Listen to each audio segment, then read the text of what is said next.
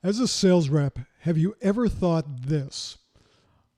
I'm going to be in the top 10%. No, I'm going to be in the top 5%. I'm going to be in the top 1%. Most reps talk about getting there. So what's holding them back?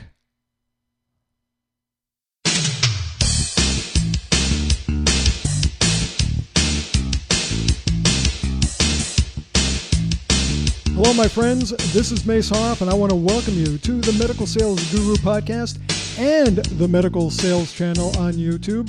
I am so glad that you are here to talk about medical sales and to find ways to have more engaging conversations with your customers so you can sell more, earn more, and have a bigger impact in the community. So let's be honest.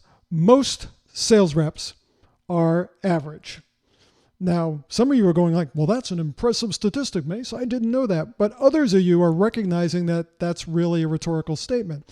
Because by definition, if something is average and we look at that bell-shaped curve, then we would know that most reps who are on that curve are average.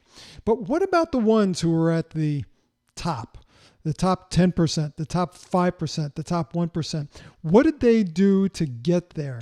Well, to be honest with you, what they did is, or what they're doing, is they're doing the things that the whole rest of the curve refuses to do. You know, everybody talks about being in the top 5% or 10%, or even those who really want to be the medical sales professionals and want to make it to that 1%.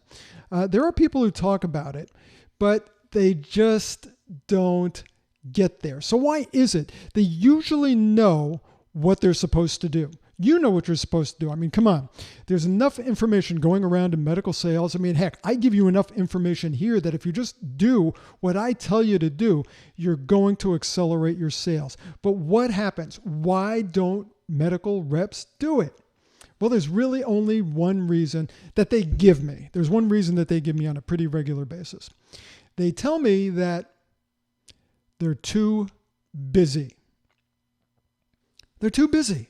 Think about that. What they're saying is, I want to win. I want to be in that top 10, 5, or 1%, but I'm too busy. And if I ask them, well, busy doing what? Well, I'm busy working. I'm out there selling. I'm doing coverage. I'm doing in-services, delivering customer service, filling out call reports. I want to be in the top echelons of the industry, but I'm just too freaking busy. So if they're too busy to do what? Well, let's think about it there. They're too busy really to focus on their technical skills, knowing all they need to know about their products, their services, learning the nuances, because let's be honest, healthcare is a dynamic medium. I mean, it's always producing innovative approaches to solving diseases and conditions. So if you don't keep up on that, the expanding indications for your product, or maybe sometimes added limitations, how are you going to know if you don't keep up? A lot of times they don't focus on the essentials of effective selling. What am I talking about? I'm talking about things like preparing for the sales call, planning their sales call, heck, making sales calls. So many reps are too busy to make sales calls. It just doesn't make sense. And we know that if you customize the sales presentation, in other words, if you position the product to your customer's exact needs, you're going to have infinitely better results. But most reps don't do that. What do they do instead? They deliver the same sales presentation to every customer and prospect. Why do they do that? The reason? They're too busy. You know, really what they're saying is they're too busy to win. And that really confounds me. If you remember a quote from Abraham Lincoln, and it's been used a lot, but I think it really applies here. Abraham Lincoln used to say, if you gave me 4 hours to cut down a tree, I'd spend the first 3 sharpening the axe. That's what we're talking about. Everybody wants to cut down the tree. Everyone wants to make the sales call. That's what we know we get paid to do. That's where we really feel that we're in our element, when we're making a difference. But it's what you say, it's what you convey during that sales call that's going to determine whether you get the sale or not, whether the sale advances or not, whether you are relegated to, I'll keep it in mind status, or that sounds interesting. Bring me more information. Let's talk again next week. Makes all the difference in the world. You see, when you signed on for medical sales, you knew that it was going to require a lot of constant skill upgrades because it's always changing. You knew you'd have to keep current. Perhaps your manager delivered an expectation for you to read the journals, to go online, to set up Google alerts to find out what's happening in the specialty or specialties that you sell to. And a lot of people intend to do this, but they don't because they're too busy.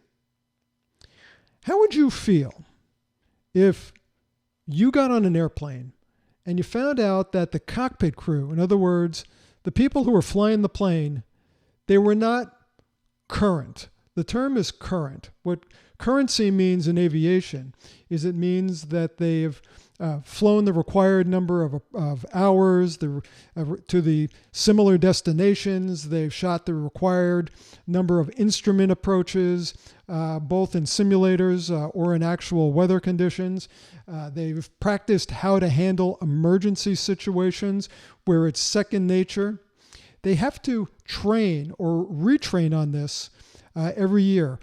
Captains retrain every 6 months. First officers once a year, but they're retraining on this. How would you feel if you got on the plane and you said, ladies and gentlemen, this is the captain speaking. We're looking forward to a nice flight today. I do want you to know that we're a few months out of currency. We haven't had the opportunity to prepare and practice for those emergencies. So anyway, we're hoping we don't have any. You sit back, relax, and have a nice flight. Are you going to sit back, relax, and have a nice flight? I don't think so. Unless you think the whole thing's a joke, which of course it would be, because the airlines would never operate that way, because lives are on the line. Multi-million-dollar pieces of equipment are on the line. They don't let pilots go out of currency. But medical sales reps? Well, yeah, it happens all the time because you get to control whether you're current or not. You get to control whether you're prepared for the sales call or not. There's usually not anyone holding your hand or looking over your shoulder to see if you're ready to do this. You can say the same thing about your doctors. I mean, have your doctors gone to the latest courses? Are they up on current concepts? Do they know the latest techniques? Do they know how to effectively use the products that they use to treat you? You would want to know that. And you would not be accepting of a statement like, well, I'd like to stay up on how to use this surgical implant that I use, but I just don't have time. I'm too busy to be a good surgeon. So I think you could see what I'm doing here. I'm trying to make a point that there are so many pieces, so many moving parts to medical sales that you can't ignore any of them. So pay attention to how you spend your day and determine whether or not you are putting the time in, the steps in, the learning in to be wherever you want to be in the industry. If you want to sell more, you're going to have to improve. You're going to have to do more. That's up to you and your sales manager, because let's be honest, if you're not performing, he or she might get a little upset with you, and they'll let you know. The nice way they let you know is by saying, you need to step it up. The not so nice way, we don't need to talk about that. Hey, by the way, I do on occasion deliver a webinar, which is called The 7 Pillars of Medical Sales to Avoid the Stupid Mistakes That Most Reps Make. If you haven't seen it, watch for it. It will be available to you soon the next time I do it. And also, if you want to make sure that you have the skills that's required to move the sales process along. Sales process? You do have a sales process, right? Well, if you don't, then you definitely want to pay attention to what I'm going to refer you to. And that is to go to my site, medicalsalesacademy.com, and check it out. Medical Sales Academy is my online 24/7, 365 training and support site for medical sales professionals. You could read about it there. Just click on the button that says more information. You can find out all about it. It could be the best investment you make in your medical sales career. So thanks for spending a little bit of time with me. And by doing so, what you've just told me is you do make time to win. Thanks for not being average. For the Medical Sales Channel and the Medical Sales Guru podcast, this is Mace Haroff. You have the ability to make a difference with what you do. Go do it. The patient always comes first. We'll talk again soon. Bye for now.